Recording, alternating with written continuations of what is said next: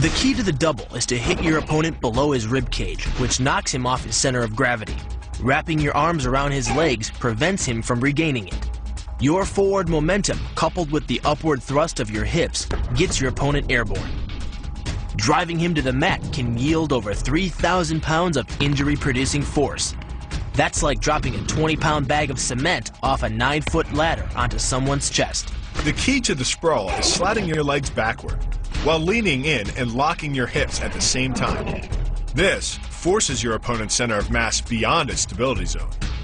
Coupled with the downward thrust of your forearms, he's now supporting your entire upper body with the back of his neck and head, which leaves him face down on the mat, vulnerable to any number of attacks. The power of this move comes from the spin. Like the wrecking ball at the end of a demolition crane, the power is generated by the rotation of the body. In conjunction with the snap of the knee, the foot achieves a velocity of nearly 30 miles per hour.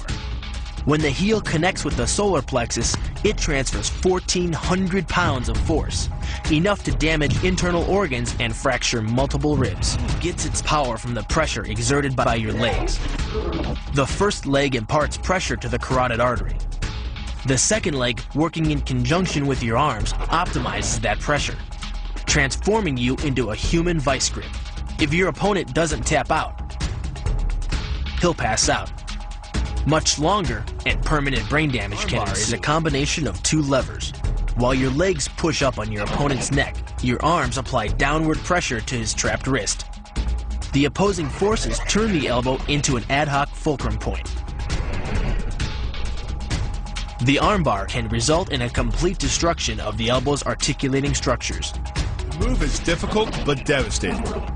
There's no opposing object to push against, so all the energy of the move must come from the momentum of the leap and the acceleration of the kick.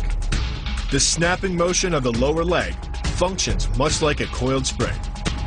When unleashed, the kick reaches impact speeds of 20 miles per hour and delivers up to 400 pounds of force to the opponent's chest. The key to this synergy of speed and power is punch technique, punch location, and punch frequency.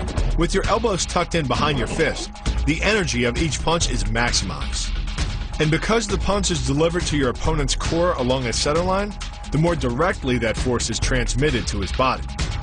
The effect is similar to that of continually slamming a battering ram against a door. No matter how strong, it can only sustain so many blows before it collapses. This kick is all about speed. The further the foot travels, the greater its acceleration, and the more dangerous a weapon it becomes. Powered by the muscles of the hip flexor and the quadriceps, by the time your foot reaches your opponent's throat, it's traveling nearly 40 miles per hour. That type of speed yields over 1,000 pounds of force, enough to puncture the Adam's apple and crush your windpipe. The power of the takedown is derived from the simple mechanical advantage you hold over your opponent. By wrapping up his striking leg at the upper thigh, you've placed your opponent in what's called conditional stability. If he remains stationary, he could technically maintain his balance indefinitely. But by driving him backward and initiating a sweep of his other leg, you've added two destabilizing factors, and the loose center of gravity simply cannot hold. By grabbing the wrist, you provide hundreds of pounds of additional leverage. This reduces your opponent's ground weight by half and allows you to more easily knock your opponent off balance. The rotation of the hips then amplifies the power of the leg sweep. Coupled with the wrist grip, you are in complete control of your opponent's body. Leaning back slightly and driving the knee up utilizes the full power of the thigh, and the foot accelerates up to 16 miles an hour in just 1/4 of a second. That's twice the acceleration speed of a Porsche. Coupled with the rotation of the hips, the kick can impart 450 pounds of force upon impact with the ribs. When executed perfectly, it's a motion similar to cracking a 2x4 with a sledgehammer. The calf crush works because of the ankle lock. Working in conjunction with your leg, it serves as a sort of high torque pinch point, imparting hundreds of pounds of force on the tibia and fibula. The tibia and fibula are some of the strongest bones of the human body, but creating this pinch point allows you to deliver enough force to easily break them, which leaves your opponent with two choices: tap out and admit defeat, or risk permanently losing the use of your leg. The key to the scissors takedown can be found in the move's name. Throwing your legs around either side of your opponent, one high on the torso, the other just in the crease of the knee, provides you with a lever on either side of his body.